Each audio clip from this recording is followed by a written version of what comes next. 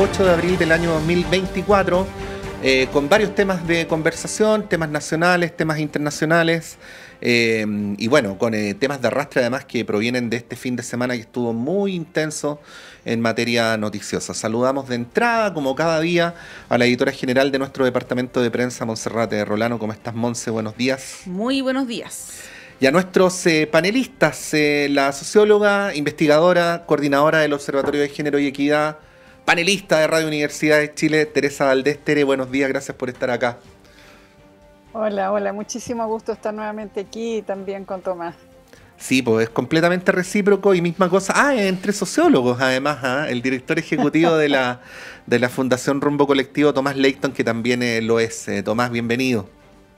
Muchas gracias por la invitación y un honor compartir con Teresa. Y de hecho, bueno, la verdad yo estudié sociología, no sé si podemos ponernos al mismo nivel. Ya.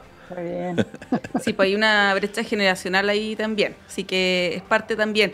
Tenemos harto tema para conversar. Esta semana se ve bien movida. Bueno, las últimas también lo han sido. No sé si se acuerdan que la semana pasada la iniciamos con el dato de IMASEC y a ese mismo momento ocurrió este incidente en Lo Valledor que cambió la agenda política, luego hubo otros acontecimientos y finalmente la semana terminó marcada por este asalto a la Embajada de México, ¿no? Por parte de efectivos policiales ecuatorianos.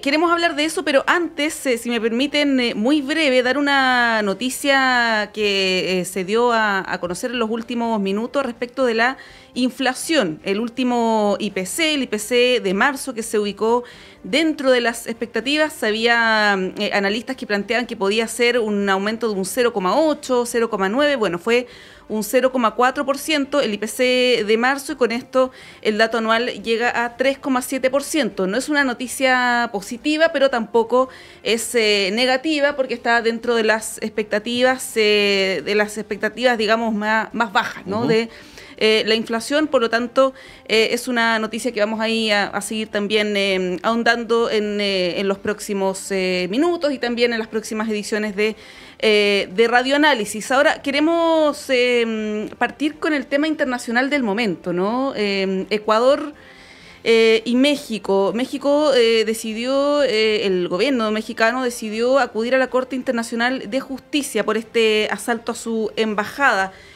¿Cuál es la primera reflexión que se les viene de este hecho gravísimo? Pato más temprano ahondaba en eso, no quiero repetir lo que tú dijiste, pero así como reflexión general o primer acercamiento al tema, Teresa, ¿qué podríamos decir? Yo lo encuentro extraordinariamente grave, todavía no lo puedo creer, porque de verdad de los avances más importantes del siglo XX fue instalar, digamos, estos sistemas de protección, digamos, de garantía a la hora de pensar en los conflictos. Esto tiene que ver con conflictos, no es que es evidente que cuando una persona se asila es porque está en una situación de conflicto.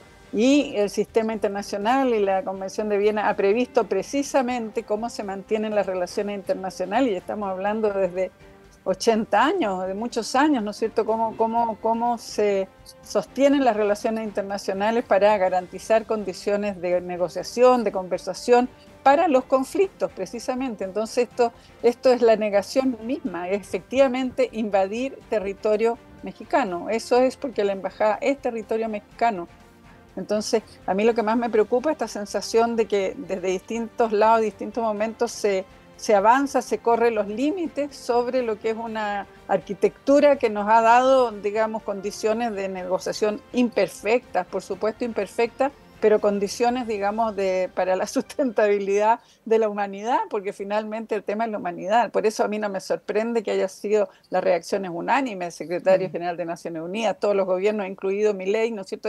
Esto es inaceptable, pero lo fuerte es esta sensación de que se puede avanzar y se puede, desde obviamente inexperiencia, se puede decir muchas cosas del presidente de Ecuador, pero está en el imaginario de un sector, y aquí un rey republicano aquí apoyó, ¿no es cierto?, de que esto es violable, de que esto efectivamente se puede modificar y que se puede decidir con criterios internos, ¿no es cierto?, lo que sucede en el conjunto de los países.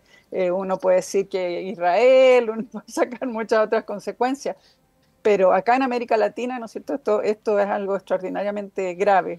Así Sí. así lo veo yo y no sé cuáles son los pasos a seguir, porque efectivamente, ¿no es cierto?, tenemos que ya hay una romper de relaciones México con Ecuador, pero vamos a ver, van a retirar los embajadores, las demás embajadas, qué significa la presentación, ¿no es cierto?, de la acusación a nivel internacional. No sé cuáles Mm. son los posibles pasos a seguir, cómo se recupera respecto de algo tan fuerte como esto. Sí, hemos tenido una historia continental súper intensa, menos que en otras regiones, sí, yo siempre menciono que este es un continente donde no ha habido guerras importantes en los últimos 100 años, ¿no? Creo que somos el único. Pero hemos tenido una historia intensa y los gobiernos aún en los peores momentos han evitado romper relaciones. Y México lo hizo en la misma madrugada del asalto, así inmediatamente. Y creo que no es una sobrereacción, sino una reacción proporcional a la gravedad de lo que había ocurrido. Y es súper grave para la región que ya haya dos países sin relaciones diplomáticas. Uno puede decir es una cosa puntual, pero va generando otro tipo de reacciones. A mí, Tomás, te confieso, y ahí te doy la palabra, que lo que ocurrió todavía me produce perplejidad, porque el presidente Novoa es un presidente joven, 36 años, que tiene la misma edad de Boric, más o menos, no había tenido mucha trayectoria política, eso sí.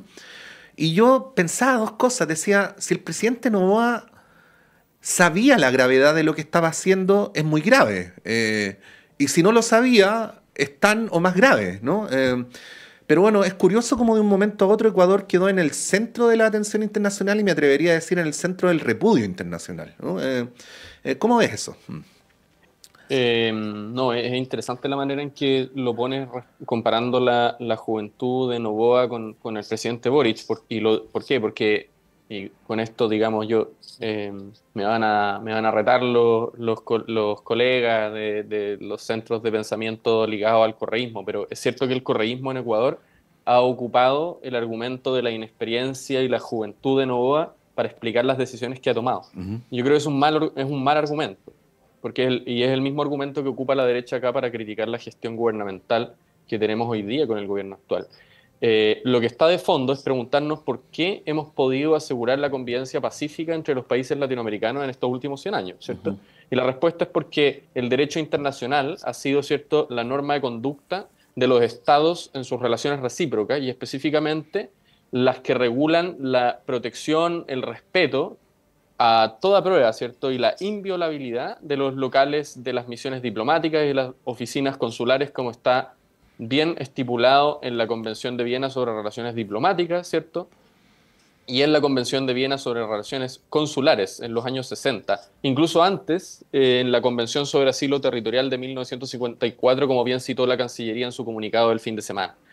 Esa ha sido, ¿cierto?, la norma que han respetado los estados y por las cuales, precisamente, lo que decía Teresa es efectivo, ¿cierto? No invocar normas de derecho interno para justificar que se incumplan las obligaciones internacionales, que es algo que se ha seguido más o menos al pie de la letra en nuestro continente, y que romperlo siento un precedente muy, muy delicado respecto al desarme de las normas de convivencia que tenemos en todo el mundo, ¿cierto? Estamos viviendo un proceso en donde en Quito se falta esta norma de convivencia, pero ¿para qué decir lo que está sucediendo en Gaza con el genocidio, ¿cierto? O sea, tenemos un escenario de desarme de normas de convivencia en general, y yo juzgaría en ese sentido al gobierno de Noboa. Creo que efectivamente ellos cometieron una acción muy, muy compleja que siento muy mal precedente, pero también habla mucho del autoritarismo con el que están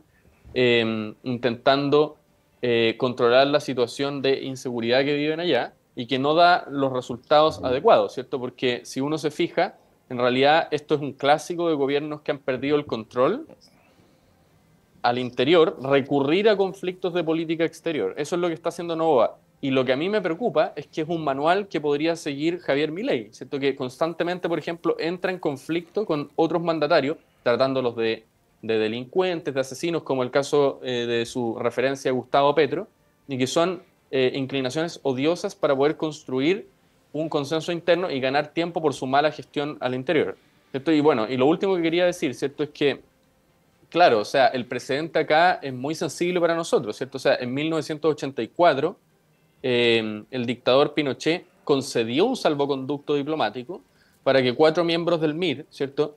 Jaime Jovanovic, José Aguilera, Pamela Cordero Cordero y Elba Duarte fueran asilados en la Embajada de la Santa Sede y pudieran viajar a Ecuador, ¿cierto? En medio de unas intensas negociaciones diplomáticas. Ese es el nivel al cual se ha rebajado aún más Noboa con ese precedente. Se ha dicho que nunca había en América Latina había sido violado este principio. En realidad no es tan así. Cuando la dictadura uruguaya, ¿cierto? Entiendo que secuestró a la disidente Elena Quinteros desde la Embajada de Venezuela y la torturó y luego la mató. Eso es un precedente que no ha estado tanto puesto en esta discusión, pero igual vale la pena mencionar. Esa es una tremenda excepción en la historia diplomática de nuestros países en el siglo pasado, pero es verdad que había ocurrido en una ocasión. Sí, se agradece ese recordatorio, Tomás, ese breve repaso histórico. Ahora, Teresa, claro, Tomás hacía alusión al tema del autoritarismo en Ecuador y quizás esto es lo que está como telón de fondo, ¿no? Del deterioro democrático en varios países de América Latina. Tenemos el caso de El Salvador, tenemos Ecuador, bueno, ¿para qué hablar de Venezuela, Nicaragua? ¿Cómo lo ves desde una perspectiva más general, ¿no? De países con tradición democrática, pero que están cayendo en esta, como digo, deterioro, ¿no? de su democracia? Lo veo exactamente como tú dices, que esto es, digamos, la instalación del autoritarismo en el cual esta idea de lo que yo necesito o cómo yo discuto, defino las cosas, digamos, internamente es lo que vale. Y como yo decido, digamos, con mi equipo de gobierno y con mi apuesta, es lo que vale y lo demás es secundario. Entonces, es muy grave porque evidentemente lo que está en juego es la democracia, la calidad de la democracia, y lo que tenemos es este deterioro de la democracia, digamos, absolutamente, porque son gobiernos muchos que han llegado al poder a través de elecciones. Entonces, esta cosa, cómo desde las propias instituciones democráticas se puede destruir la democracia. Para mí eso es lo que más me preocupa, digamos, y de lo que nosotros no estamos exentos, porque escuchamos esas mismas voces de que si somos elegidos nosotros vamos a hacer, ¿no es cierto?, lo que nos parece, y lo que nos parece es nuestra decisión sin volver a consultar, sin generar condiciones de una democracia participativa, de una democracia, digamos, que está permanentemente reelaborando respecto a cuáles son los proyectos. Entonces acá hay digamos, un cierre del debate. La elección, lo que está pasando en Venezuela también, o sea, uno puede ir repasando y viendo de que hay un grupo, ¿no es cierto?, que se instala como poseedor del respaldo popular, y desde ahí, digamos, va a decidir sin respeto a ninguna otra norma. Entonces, este mismo cuento contra la Agenda 2030, nosotros tenemos aquí nuestros propios personajes, no tenemos que ir a buscarlos muy lejos, digamos, están estos mismos personajes diciendo el mismo tipo de cosas, y es un riesgo, estamos en riesgo. Sí, no hay que, bueno, hay que estar muy atentos frente a eso, y más que atentos hay que estar proactivos. A propósito de la mención que hacía Tomás a Milei, el otro día en esta reunión con la generala Richardson, de lo cual creo que hay que hablar más, pero bueno, lo haremos en su momento. Él hizo una declaración bien extraña, disfrazado, o sea, no, perdón, voy a retractarme, no quise decir disfrazado, vestido de militar, haciendo una mención a la expansión territorial que nadie entendió muy bien, y no se trata de sobrereaccionar, pero lo dijo, ¿no? Entonces, claro, esto de buscar enemigos externos para resolver problemas internos, como decía Tomás, es súper viejo. Solo a pito de lo que pasó, y ahí Tomás te doy la palabra para que tú hagas una segunda intervención del modo que quieras. Yo lo decía más temprano, igual quiero aprovechar de la ocasión, porque me tocó el año pasado, a propósito de los 50 años del golpe, de conversar con las autoridades de la Embajada Mexicana, de hacer mención a la enorme solidaridad que tuvo México con Chile luego del golpe militar de 1973. Y esto independientemente del caso Glass, no estoy hablando de Glass, estoy hablando estrictamente de México. Fíjense que México, el presidente Echeverría de la época, protegió e hizo sacar del país a la familia Allende. Hortensia Bussi, sus hijas, en fin. Luego, Pablo Neruda hizo aterrizar un avión de la Fuerza Aérea Mexicana el mismo 11 de septiembre del 73, y estuvo todos esos días haciendo gestiones para llevarse a Neruda a México. Finalmente no pudo ser por las razones que todos saben. Y luego, y esto lo digo a propósito de que nosotros también el año pasado transmitimos un podcast, la cantidad de chilenos que se exiliaron en México, que fueron acogidos en México, y a día de hoy tenemos cientos de hijos, nietos de esos mexicanos, o sea, de esos chilenos, que en muchos casos ya son mexicanos, ¿no? Que fueron a parar allá. A propósito de este incidente, nomás quería aprovechar de hacer ese reconocimiento, porque en el caso de Chile los embajadores en muchos casos fueron heroicos y tuvieron el respaldo de sus gobiernos para salvar vidas. Tomás. Exactamente. Y lo acompaño con que no es solamente una cuestión bilateral entre Chile y México, sino que se dio en múltiples países de nuestro continente, la solidaridad internacional. En el caso de Chile, al recibir cuántos investigadores, académicos, intelectuales brasileños, ¿cierto? Antes de la dictadura de Pinochet. En el caso de Venezuela, cuántos chilenos fueron recibidos en Venezuela por la persecución política de Pinochet también, ¿cierto? O sea, había una situación general de ser el asilo contra la opresión, y en ese sentido creo que lo que sienta precedente Noboa es terrible porque puede pasar colado también, como una jugada más, se mueve la barrera de lo posible para mal, y a veces uno no le toma el peso a las implicancias que puede tener en términos geopolíticos, de que si es que pasa en este caso puede replicarse en casos futuros. Yo espero que en ese sentido la condena de la comunidad internacional a lo que ocurrió sea transversal. Creo que la carta y la declaración que sacó la OEA le pone un coto a la situación, pero yo espero que en la reunión extraordinaria de la OEA que se convoque se suba un poco más desde lo discursivo a las sanciones que puedan ocurrir en términos de política internacional, que no se quede solamente en condena de palabras, sino que se ponga de alguna manera un límite material a las posibilidades de que estas situaciones se vuelvan a repetir, porque lo que acá está en juego, ¿cierto?, es la imposibilidad de tener un debate plural. Eso es lo que está pasando en Ecuador. Que por la alusión a una situación de emergencia nacional, se pasen por encima de normas básicas que fundan el derecho internacional y los derechos humanos, y que por lo mismo se entre en una lógica de guerra en donde el espacio público ya está minado, ¿cierto? Como por ejemplo lo que está pasando, y hay que decirlo con todas sus letras, lo que está pasando en Venezuela, ¿cierto? Que también en este caso, por ejemplo, existen graves incumplimientos por parte del gobierno de Maduro al acuerdo que él mismo suscribiera en Barbados para convocar a elecciones libres y democráticas, ¿cierto? Eso también es una violación de los acuerdos que se han suscitado en un tercer país, en Barbados, con la mediación de Noruega, para poder dar una salida democrática a la situación que vive hoy día ese país, y que todos pensamos que podía producir un mejor efecto en la flexibilización del criterio de Estados Unidos respecto a el bloqueo económico, pero resulta ser que en realidad no está siendo efectivo. Y hoy día tenemos nuevamente una oposición electoral que está dividida en medio de prohibiciones que impone, en este caso, Nicolás Maduro, a la posibilidad de tener elecciones libres. Y en ese sentido es como completamente preocupante, y es importante ahí que la comunidad internacional nuevamente haga efectivo. Y por eso creo que, y hacía la mención a Estados Unidos, ¿cierto? Porque creo que en este caso, por ejemplo en Venezuela, va a tener mucho más influencia, y así lo está haciendo, las posiciones de Colombia y Brasil respecto al caso, y no Estados Unidos. O sea, aquí no un tema comercial estrictamente, sino que un tema político, porque tienen mucha más legitimidad el presidente Petro y el presidente Lula para poder mediar y presionar al gobierno venezolano a que se cumpla el contrato, ¿cierto?, el acuerdo que ellos mismos suscribieran para poder concurrir a elecciones en libertad.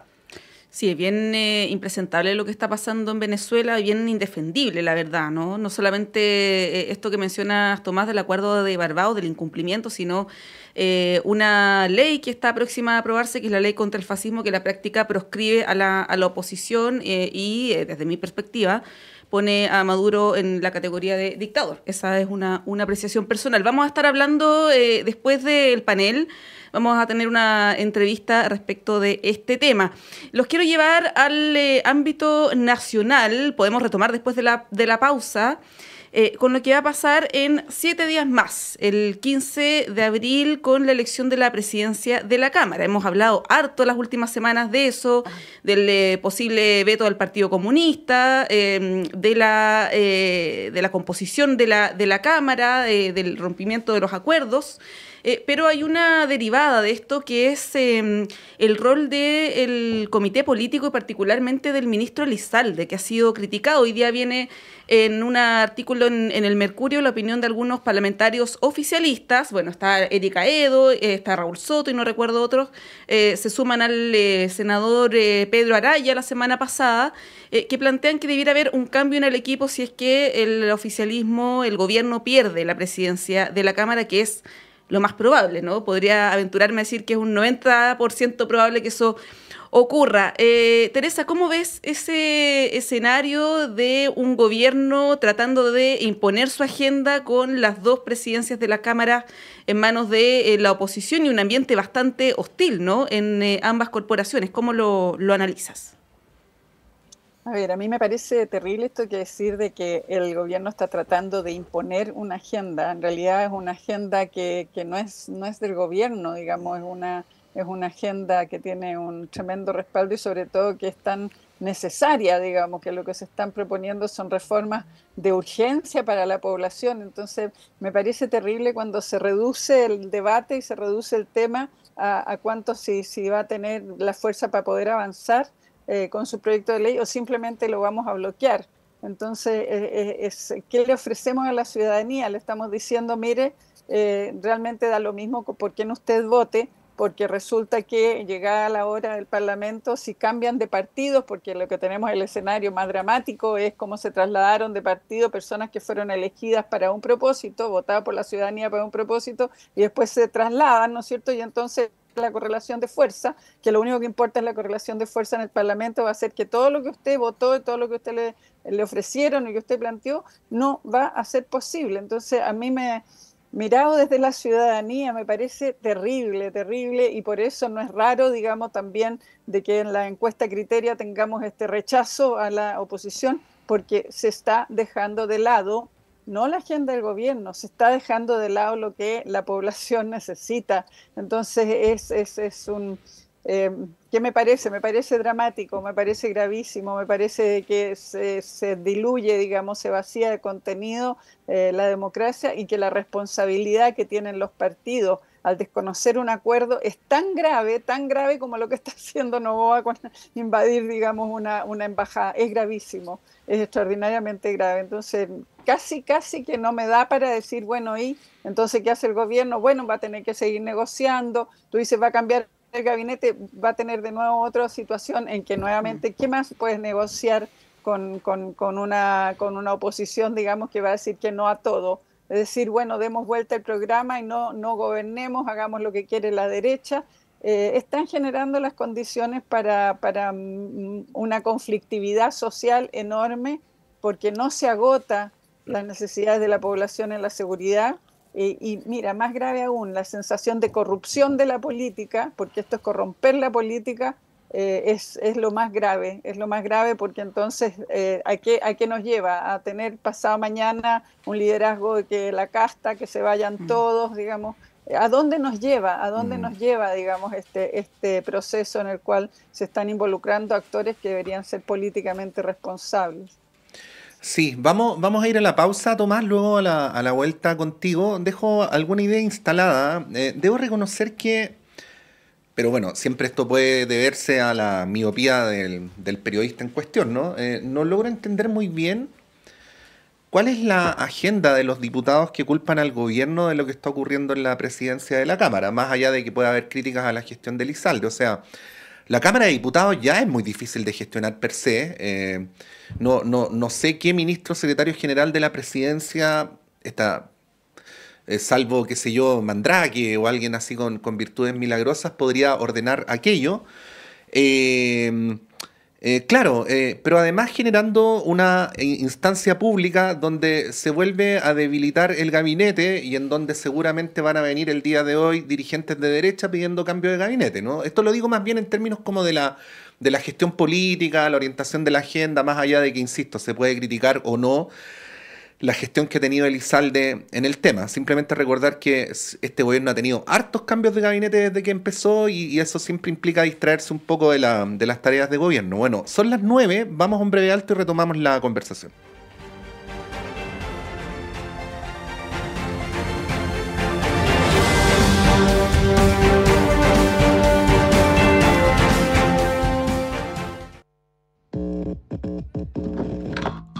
Sala Máster de Radio Universidad de Chile presenta jueves 25 de abril a las 19:30 horas al Grupo Nacional de Quirusa. Esta banda pionera de la escena musical chilena regresa a este escenario en un concierto acústico y de fina selección. Con más de 3 décadas de trayectoria, compartiendo ritmos como el soul, hip hop, funk, new jack swing, reggae, rap, rock, fusión latinoamericana y world beat, esta agrupación se presenta en Sala Máster con un repertorio desenchufado y plagado de grandes éxitos. Los dejamos invitados a disfrutar, descubrir y compartir los sonidos y colores musicales de una de las bandas imprescindibles de nuestro país. Jueves 25 de abril, apertura de puertas 19:30 horas, inicio del show 20 horas en punto. Entradas disponibles en Portal Disc y más información en nuestro Instagram @salamastercl.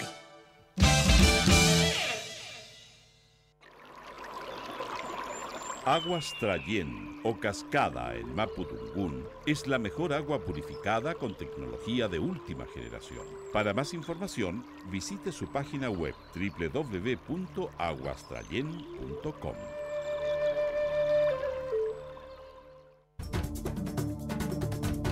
Hola, soy María Olga Mate y te quiero invitar a escuchar todos los lunes a las 5 de la tarde El Gran Teatro del Mundo, un escenario para conversar sobre nuestro rol en la sociedad, aquí en Radio Universidad de Chile, el 102.5 FM. Síguenos en nuestras redes, te esperamos.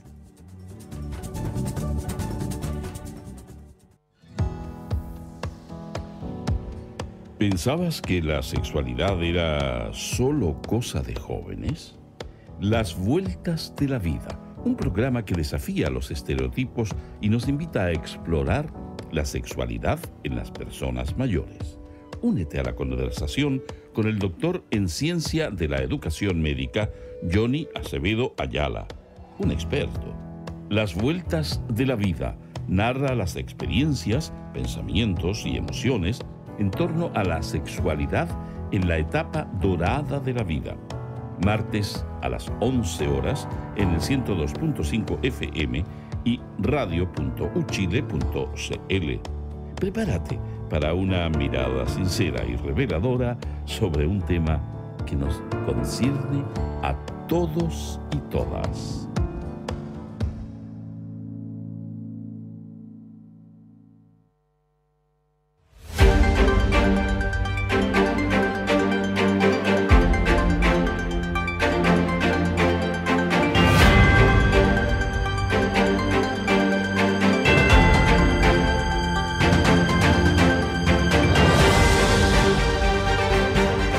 Son las 9:03, seguimos en Radio Análisis, día lunes 8 de abril, con Montserrat Rolano, con Teresa Valdés, con Tomás Leighton. Estábamos tratando de ver qué es lo que está pasando con la presidencia de la Cámara. Hay varias capas, ¿no? Yo mencionaba una, Tomás, lo de si el oficialismo es lo suficientemente cohesionado para enfrentar estas cosas. Cuando hablo de oficialismo, digo bancadas más gobierno, ¿no? Pero bueno, al mismo tiempo el tipo de argumentos que se mencionan, Monse lo decía en la pausa, así que le doy todos los créditos, había un papelito firmado para que el PC presidiera la Cámara y no es de hace 3 años atrás, pues de hace pocos meses y eso parece que ahora no vale nada. ¿Cómo lo ves? Uno puede decir muchas cosas sobre el comportamiento de la centroizquierda como oposición en el gobierno de Piñera, pero en los periodos anteriores, la verdad, es que cuando hubo acuerdos políticos de administración en ambas cámaras que involucraban a partidos de izquierda y derecha, esos acuerdos se cumplieron a cabalidad. Hoy, romper el acuerdo del Congreso solo para conseguir plazas en la negociación de listas de las próximas elecciones genera un problema sistémico en el diálogo democrático que yo creo que va a ser muy difícil sobrellevar. Pero en segundo lugar, también pone el peso de la responsabilidad en quien está incumpliendo el acuerdo, quien está faltando a la palabra empeñada y quien está desdiciéndose de una firma. O sea, ni siquiera fue que lo habían conversado. O sea, hay un papelito en donde está suscrito un acuerdo con firma de distintos dirigentes y uno de los cuales es especialmente complicado, y ahí quiero ir, que ya no se hace responsable, que tiene que ver con, y de hecho aprovechando también que está Teresa acá, ¿cierto? Sería interesante conocer su opinión, que es el sector de Jimena Rincón y Matías Walker, ¿cierto? Que se van de la democracia cristiana, a pesar de haber sido elegidos en cupos del partido, ¿cierto? Y actualmente encabezan una deriva conservadora, ¿cierto? Alineándose con la derecha, rompiendo de alguna manera toda una historia, como dijo, ¿cierto? Francisco Buenchumilla, ¿cierto? En su intervención en el Senado, de cuando, digamos, la formación de la Falange, que sentó todo un precedente de alejarse de la derecha, hoy día, muchos años después, eso se retrotrae, se revierte. Entonces, esa responsabilidad de ellos, que por cupos electorales y qué sé yo, también desoyen y es muy, yo creo que es incluso muy sensible, ¿cierto? Doloroso para las personas que tienen una historia de vida ligada a la democracia cristiana, ver que eso se está dando, ¿cierto? O sea, ¿en qué sentido? Yo creo que hoy día romper ese acuerdo realmente va a entrampar a nuestro sistema político hasta niveles que insospechamos. Y ser dueño de ese quiebre va a traer también muchos costos, porque yo tengo serias dudas también de que les traiga los réditos electorales que ellos están planteando. Y ahí me refiero a, por ejemplo, la aventura de Gabriel Alemparte como supuesto candidato a gobernador de la región metropolitana. Bueno, vamos a ver cuánto pesa electoralmente ahora, ¿cierto? Yo creo que ahí hay siempre una paradoja, que pareciera que hay algunas voces disonantes que son muy críticas y que concentran tal vez pequeños escaños, pero tienen ese poder de negociación, ese poder de veto, y que tienen mucha figuración mediática, y luego a las horas de ir a las urnas representan una porción de los votos que es muy menor. Eso le ha pasado constantemente a este intento por redefinir dónde está el centro, que en realidad es camufladamente otra manera de llevar el debate hacia las posiciones más conservadoras. Es una artimaña, a mi juicio, no es una cuestión de convicción ideológica por el centro, porque ¿qué centro puede haber haciendo, digamos, negocios con la derecha? Ya lo decía Radomiro Tomic en su momento. Sí, bueno, todos los intentos que ha habido, Teresa, como lo plantea Tomás, no han sido muy exitosos, así que vamos a ver qué ocurre particularmente con estos partidos nuevos, o partidos en formación como amarillos y demócratas, que ya se sabe que van a ir juntos para la elección. Ahora, el tema, Teresa, del sistema político, que lo hemos hablado acá un montón de veces, la verdad es que ya no da, o sea, no da para más. Es una urgencia, y uno se pregunta si es que este gobierno tiene alguna intención de reformarlo, porque ha habido algunas propuestas de parlamentarios, hay algunas mociones, pero también hay que ver qué es lo que se entiende por las modificaciones al sistema político que requiere el país, porque desde la oposición, por ejemplo, plantean el tema de la rebaja del número de parlamentarios. Hay una propuesta de parlamentarios de la UDI que va en esa dirección. Parece ser que lo que hicieron los expertos y expertas es lo que más aglutina a todos los sectores, pero no hay voluntad hasta el momento de recoger esa propuesta y legislar respecto de aquello. ¿Cómo lo ves? Porque, claro, probablemente no es un tema muy atractivo, no es muy sexy, no hablar del sistema político, pero lo cierto es que si esto no se reforma en el corto plazo, vamos a estar hablando de reformas tributarias, de reforma de pensiones, de reforma de salud eternamente, y el sistema está totalmente trancado, ¿no? No hay ninguna posibilidad que avance la propuesta de este gobierno y del que viene también. ¿Cómo lo ves? Estamos en una crisis y uno pensaba, se decía que las grandes reformas se producían en la situación de crisis y que tenemos todos los elementos para introducir y para ponernos al tema de las reformas del sistema político en la línea exactamente lo que tú dices, los acuerdos que se llegaron, ¿no es cierto?, en la propuesta del Consejo de los expertos. Están todas las condiciones. pero pareciera de que hay otras distracciones. Yo no sé cómo, digamos, se puede hacer visible la gravedad de lo que estamos viviendo, la gravedad que estamos viviendo, porque esto es lo que vemos en la cúpula, esto es lo que vemos en el sistema, digamos, de la élite política, y no lo vemos, digamos, de qué es lo que son las consecuencias que tiene. Es evidente, la fragmentación en partidos es desastrosa, y uno puede mirar, también podemos hacer referencia a Venezuela, lo que ha pasado hoy día en Venezuela, que llevan 13 candidatos inscritos, digamos, de la oposición. Entonces, es evidente que hay una crisis que requiere una reforma.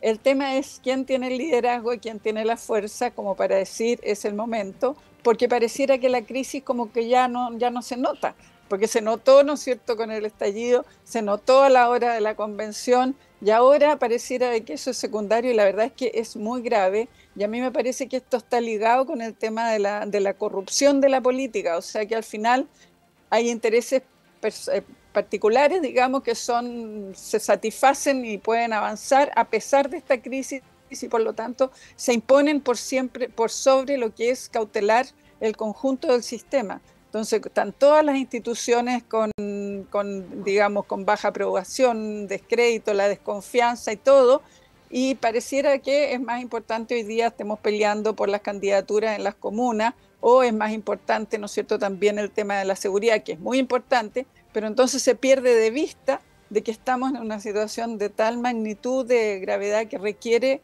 abordarse, digamos, pero no me imagino, o sea, si no es desde un acuerdo y hay una propuesta, ¿no es cierto?, una comisión transversal, no me imagino que si no hay una decisión transversal para decir esto es lo más grave en este minuto, no va a haber posibilidad, digamos, de avanzar con esa reforma. Y la reforma es urgente. Entonces, claro, la derecha plantea el tema de la reducción del número de diputados, y eso es un vulgar, o sea, es maquillaje, es no va al fondo, y al fondo hay consenso, hay bastante consenso. Entonces, a mí me parece que ¿cómo ponemos por delante, digamos, el que la gravedad de la crisis requiere, digamos, darle prioridad cuando estamos con toda esta pelotera de las municipales, de los posibles candidatos? Yo escuchaba, digamos, esta sensación de cómo nos distraen, digamos. Tengo la sensación de que hay no sé si será con ganas o voluntariamente o premeditado, no, pero esta sensación de distracción. O sea, estamos distraídos, digamos, no estamos siendo distraídos permanentemente de lo que realmente es relevante, de lo que realmente necesita, por un lado, la necesidad de satisfacer la necesidad de la población. O sea, tenemos ahí 2 proyectos de ley que no avanzan cuando son realmente necesarios para la población, pero tampoco, digamos, este tema que es tan grave y fundamental como la reforma del sistema político, también queda desdibujado en el humo de las declaraciones de fulano, de sutano, merengano. Entonces, ¿cómo podemos generar? Para mí son falta de liderazgo. Tú dices, claro, Jimena Rincón y Matías Walker con un proyecto político, digamos, con una propuesta política que es totalmente cupular. No tenemos, suscribo todo lo que decía Tomás, también lo que dijo Buenchumilla. Qué vergüenza, digamos, de que puedan haber trasladado, haber salido de la democracia cristiana para irse a la derecha cuando la democracia cristiana nació para estar fuera de la derecha, precisamente con los discursos y todo. Buenchumilla lo hizo maravilloso. Entonces ahora de nuevo, ¿no es cierto?, tenemos esta sensación de que lo principal está siendo ocultado. ¿Y a quién le conviene que lo principal sea ocultado? ¿Cómo pueden ser los intereses particulares, los intereses sectoriales, los intereses cupulares los que estén definiendo frente a un tema que vemos señales? Yo creo que el tema de la corrupción de la política y de la corrupción en general es demasiado grave como para que no se esté poniendo en tabla. Sí, con el paso del tiempo las personas a veces cambian de opinión, y eso es súper legítimo, ¿no? Está bien, uno en la política chilena lo ha visto, pero cuando tenemos diputados que cambian de opinión como quien cambia de chaqueta, la verdad es que eso termina deteriorando todo. Y lamentablemente, a propósito de lo que decía Monse también, el actual sistema político no tiene incentivos para aglutinar, ¿no? Parece que hay un premio al individualismo más que a lo colectivo, ¿no? Y eso es parte de lo que hay que resolver. Bueno, a propósito de la mención que hacía Teresa a las elecciones municipales, queríamos llevarlos allá y queríamos plantear el tema de la derecha. Digo, el tema de la derecha, podemos hablar mañana del oficialismo, porque se ve un poco más complejo, más interesante lo que está ocurriendo en la derecha, porque a diferencia de lo que decíamos antes de la dispersión del oficialismo, parece que al menos en las conversaciones para las listas municipales se ven más aglutinados que sus adversarios, ¿no? Con un mayor nivel de consenso, al menos en ciertas premisas básicas.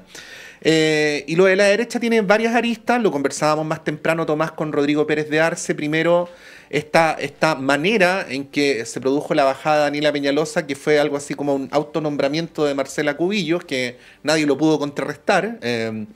Pero también esto de cómo se prepara la derecha en un país donde como que distraídamente y a primera vista hay quien diría el país giró a la derecha y por lo tanto le debería ir bien a las municipales cuando el oficialismo tiene hoy por hoy buena parte de las alcaldías emblemáticas y o con más electores, sin que por el momento aparezcan opciones demasiado fuertes para competir, ¿no? Y ahí la pregunta que uno se hace es por los nombres, pero también por el proyecto, ¿no? ¿Qué proyecto le está ofreciendo la derecha al país, aparte de encontrar que el gobierno lo hace todo mal, que es muy legítimo, y de girar permanentemente a costa de la agenda de seguridad pública y de migración, ¿no?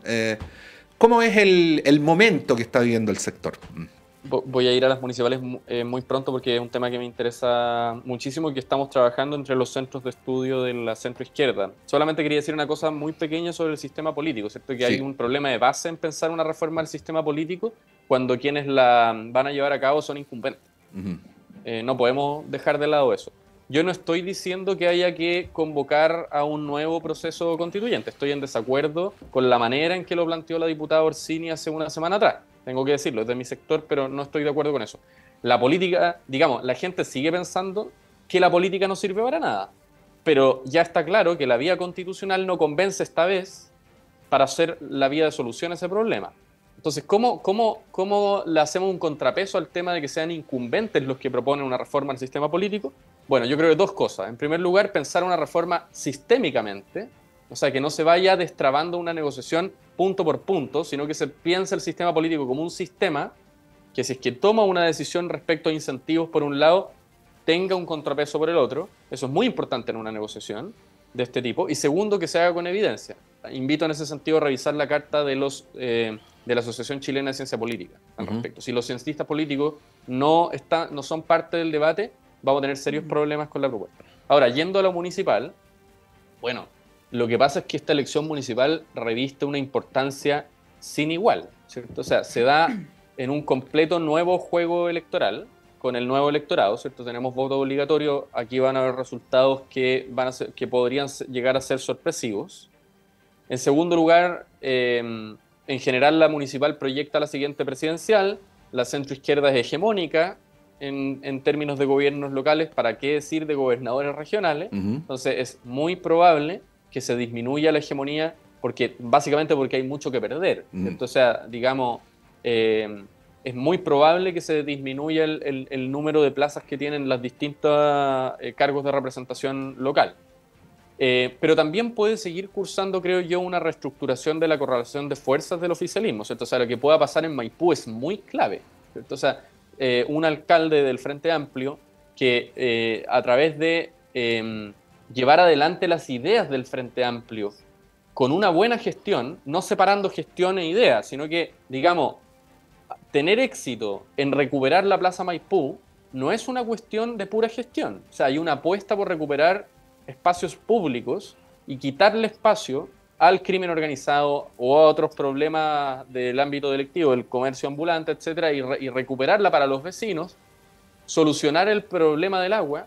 O sea, son cosas que suelen verse como cosismo, ¿cierto? De cosas, pero no es eso. O sea, hay un proyecto político detrás.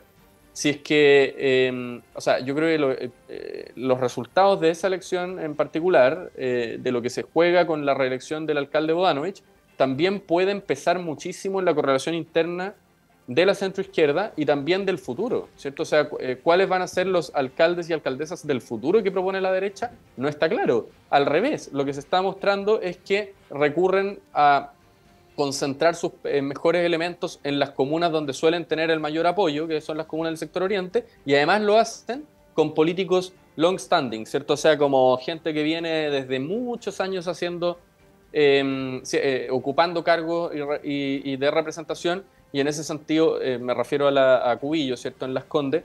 Eso dice mucho de la desorientación respecto a cuál es el proyecto de la derecha más allá de la izquierda. Y solo quiero cerrar. Nosotros desde los centros de estudio de la centroizquierda en unidad, o sea, desde Democracia y Comunidad hasta ICAL, pasando por los del Frente Amplio, Igualdad del Partido Socialista, inauguramos la semana pasada laboratorios programáticos municipales y en 4 meses vamos a reconocer cuáles son las buenas prácticas de gestión pública presentes a lo largo y ancho del país. Muchas veces hay obstáculos, pero hay cosas que se hacen bien. ¿Cómo las sistematizamos y las transformamos en un programa de mínimos comunes? Ahí hay futuro, ¿cierto? Discutiendo cuáles son esas buenas prácticas de gestión que hemos tenido. Ahí está el futuro, no en los dedazos como ha ocurrido del lado de la derecha en su negociación. Sí, bueno, ahí lo que menciona Tomás, ha tenido un liderazgo también la expresidenta Bachelet. Teresa, volviendo al tema de la derecha, puedes referirte también al oficialismo, ¿eh? Quiero citar una columna muy interesante de Hugo Herrera, en la tercera del día de ayer, que se titula Despotismo oligárquico, y él hace una comparación a propósito de lo que ocurre con Marcela Cubillos de la UDI Popular, ¿no? de Jaime Guzmán, que iba a disputar comunas populares, ¿no? Es muy interesante ahí por si la quieren leer. Y también traer a colación lo que te decía Pato el viernes Tomás Duval, aquí en la radio, que él le planteaba que esta disputa en el sector oriente y en Las Condes en particular era como la disputa de la fronda aristocrática, ¿no? En alusión a la obra de Alberto Edwards. ¿Cómo lo ves tú, ¿no? Lo que está pasando en la derecha y también lo que ocurre en el ámbito presidencial, que esto está ligado. Y algunos dicen que Cubillo se quiere utilizar a Las Condes como un trampolín para posicionarse como un liderazgo nacional, ¿no? Y lo que pasa en Las Condes también, o sea, en Providencia, ¿no? Con esta decisión de la alcaldesa Matei de no repostular y adelantar 1 año y medio la carrera, o 1 año por lo menos, ¿no? La carrera presidencial, que generalmente empieza después de las municipales. En el caso de Matei, yo leía algunas columnas que hablaban de los riesgos que tiene adelantar tanto la carrera presidencial, que ocurrió en el periodo anterior. Ustedes se acordarán del caso de Joaquín Lavín, que todos daban por sentado que era el próximo presidente de la República, y bueno, le fue como le fue, ¿no? ¿Cómo lo analizas en esos dos planos, ¿no? El presidencial y también lo que ocurre ahí en el sector oriente.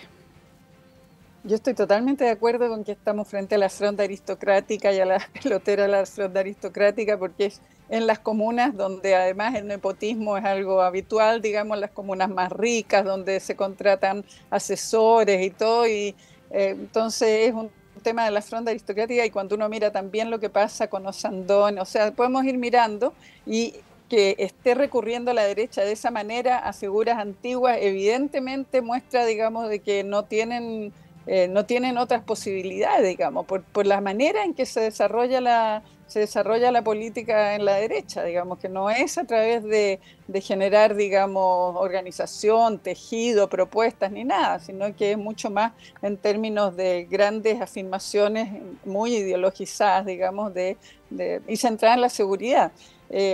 Yo tengo que decir que a mí este debate me tiene muy preocupada, en el sentido de que el tema de fondo nuevamente no es la seguridad del narcotráfico, sino que la corrupción en la política, porque resulta que la Contraloría tiene a más de la mitad o a la mitad de los municipios en este momento con temas, digamos, de corrupción, con temas, digamos, de investigación, no sé si corrupción, pero con revisiones, más de la mitad, y resulta que los partidos de derecha están fuertemente involucrados y no se los ha visto que estén haciendo, digamos, una revisión, un mea culpa o lo que sea, digamos. Ahora tenemos el caso digamos, de Jadwe, que no hemos dicho una palabra, pero en el fondo lo que pasa es cómo, digamos, la corrupción en los municipios, que es el problema más grave, no se está abordando. Entonces trasladamos a las figuras y trasladamos a otro tema, pero la situación, y yo creo que Tomás lo sabe muy bien, hay una reforma municipal pendiente y pendiente desde el informe Engel, ¿no es cierto? Tenemos pendiente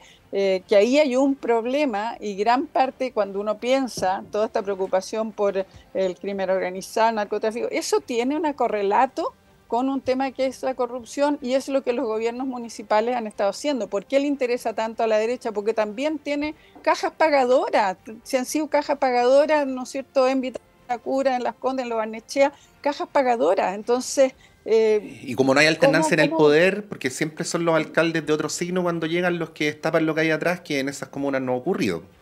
Incluso Peñalosa hizo algo, Sí. uno tiene que decir algo hizo, digamos, claro, ella cayó dentro de la, y probablemente parte de la baja estrepitosa, digamos, con la llegada de Cubillo, es porque ahí hay una situación, digamos, no abordada y porque ahora le abren, ¿no es cierto?, las cuentas corrientes, pero hay un tema que tiene que ver con los gobiernos municipales y con el fondo, y no sé, yo quisiera creer que la propuesta progresista en el fondo es una propuesta colectiva para el colectivo y no para los intereses particulares. Y en el caso de las comunas se produce este fenómeno de que si funciona bien la comuna y me resuelven mi problema, yo hago vista gorda con lo que esté haciendo el alcalde porque mi problema está resuelto. Entonces, ¿cómo podemos, digamos, nuevamente transparentar de que lo que pasa con la comuna cuando hay corrupción y se rehacen todos los arreglines y todas las cosas que sabemos, aunque me hayan resuelto el problema de, qué sé yo, del agua, del pavimento o el no sé qué, es un problema, digamos, cómo hacemos esa conciencia y cómo eso lo trasladamos a darle contenidos, digamos, al debate, a qué es lo que realmente se busca en esta campaña de municipales, porque pareciera, digamos, que eso se desdibuja. Y voy a decir algo más complejo aún. Cuando uno piensa qué le pasa a Jadwe, bueno, Jadwe, más allá de lo que uno piense si está bien o está mal lo que está diciendo, digamos, Jadwe encabezó una propuesta de política pública para resolver uno de los temas más graves que tenía la población, que era el valor desorbitante de los remedios. Ya se nos olvidó, o sea, todo esto parte de una propuesta. Uno puede decir, bueno, fue una iniciativa fundamental, cambió, remoció todo, ahora Senabas, ¿no es cierto?, tiene arreglos y ahora efectivamente las comunas pueden comprar, pero modificó la política pública a partir de decir, aquí este es un problema grave. Ahora, si lo hizo bien, si la gestión, podemos ver, ahí veremos qué es lo que sucede. Pero miren qué importante que es el revisar qué pasa con la gestión, con la solución de los problemas, las soluciones individuales o colectivas, y si, ¿no es cierto?, estamos en capacidad desde el progresismo de mostrar, digamos, de hacer sensible al conjunto de la comunidad, digamos, de que el tema de la gestión municipal tiene que ser transparente, tiene que resolver los problemas y tiene que ser solidario, y que tiene que haber solidaridad, digamos, a nivel municipal, digamos, intermunicipio, etcétera. Sí, pues. Bueno, la gestión municipal no puede ser solo gestión, porque si no mejor elegimos a los alcaldes por alta dirección pública, ¿no? Tienen que obedecer también a una cierta matriz, a una cierta doctrina para que uno pueda elegir en una contienda democrática. No alcanzamos a darle más continuidad a lo de Jadwe. No sé, Tomás, si quieres agregar algo antes de cerrar respecto a ese tema. No, yo la verdad simplemente un comentario de sentido común, que yo creo que la estrategia de politizar el caso que involucra al alcalde Jadwe, que tiene todo el derecho a hacer sus descargos ante la fiscalía, eventualmente a defenderse en un juicio, a exponer públicamente los antecedentes que fundan su defensa, todo eso queda un poco oscuro si es que se alude a supuestas ideas conspirativas sobre el Frente Amplio, y además, o sea, digamos, como politizando y esbozando que hay razones políticas detrás del caso. En realidad él tendría todo el derecho, y lo sigue teniendo, de exponer más bien los antecedentes. Y eso creo que le haría mucho mejor a su propia defensa. Y lo segundo es como que, claro, yo podría ser plausible revisar el sistema de nombramiento de jueces, de fiscales, de notarios. Yo, de hecho, tengo algunas dudas sobre los incentivos que producen. Nadie habla de esto, pero la verdad es que es bien complejo. Pero cuestionarlo justo a pito de una investigación en contra parece interesado. Entonces le hace flaco favor a las dos cosas, a su defensa y también al punto político que hay detrás. Así es. Bueno, no alcanzamos a profundizar más en este tema. Yo creo que va a seguir marcando la pauta. Hoy hay comité político y comité político ampliado también en La Moneda. Me imagino que va a ser también un tema consultado ahí a los presidentes de los partidos. Tenemos que dejar hasta acá esta parte de radioanálisis cuando son las 9:30 en punto. Agradecemos a Teresa Valdés. Teresa, muchas gracias. Que tengas una excelente semana. Muchas gracias, un gusto compartir, estar con ustedes. Gracias, Tomás, también. Y Tomás Leighton, muchas gracias. Igualmente, que tengas una buena semana. Gracias, Monse, y un saludo, buena semana para todos. Vamos a una pausa, a la vuelta Claudio Medrano con ustedes para conversar sobre política sudamericana, ¿no? Que está en un momento tan relevante y digno de atención. Vamos y volvemos.